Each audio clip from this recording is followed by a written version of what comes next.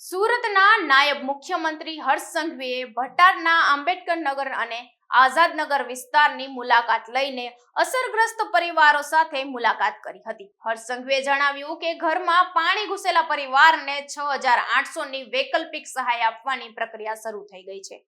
શહેરમાં 250 થી વધુ ટીમો સર્વે અને રાહતની કામગીરીમાં જોડાઈ છે, જ્યારે ભટાર આઝાદ નગરમાં 1900 થી વધુ પરિવારનો સર્વે પણ પૂર્ણ થયો છે।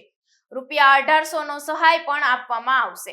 સુરત શહેરમાં અસરગ્રસ્ત વિસ્તારોમાં કાલે બપોરથી આજે વહેલી સવાર સુધી આખા શહેરમાં અસરગ્રસ્ત પરિવારોનું સર્વેની કામગીરી મોટા ભાગે પૂર્ણ કરવામાં આવી છે અને જે પરિવાર સંપૂર્ણ રીતે અસરગ્રસ્ત હતા, જેમના ઘરમાં પાણી ભરાયા હોય તેવા પરિવારોને 6800 રૂપિયાની વૈકલ્પિક સહાય કાલથી જ શરૂ કરી લેવામાં આવી હતી।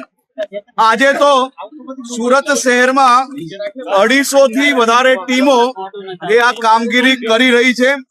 આજે વહેલી સવારે collector Shri, municipal commissioner Shri અને ચૂંટાયેલા પ્રતિનિધિઓ જોડે ગ્રાઉન્ડ ઝીરો પર આ તમામ સહાયની કામગીરીનું નિરીક્ષણ બી કરવામાં આવ્યું છે।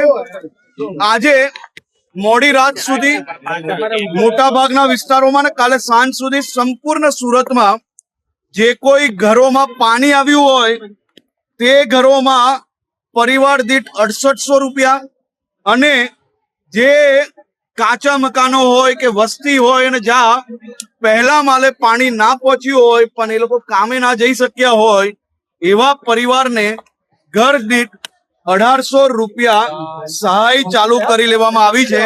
હું હમણાં આઝાદનગર ભટાર વિસ્તારમાં છું, જ્યાં 1900 થી વધારે પરિવારના સર્વે થઈ ગયા છે અને આ બધી જ સહાય આપવાની કામગીરી ચાલુ કરી લેવામાં આવી છે અને સાથે સાથે સ્વાસ્થ્યની બી ઘરે ઘરે જઈને તપાસ કરવામાં આવી રહી છે। સાહેબ, એક પ્રશ્ન ઉઠાય છે કે આ મકાન માલિકો છે અને ભાડુઆત છે, તો ભાડુઆતને કઈ રીતના ચૂકવણી કરવામાં આવશે? કારણ કે મકાન માલિકો જો સામાન્ય રીતે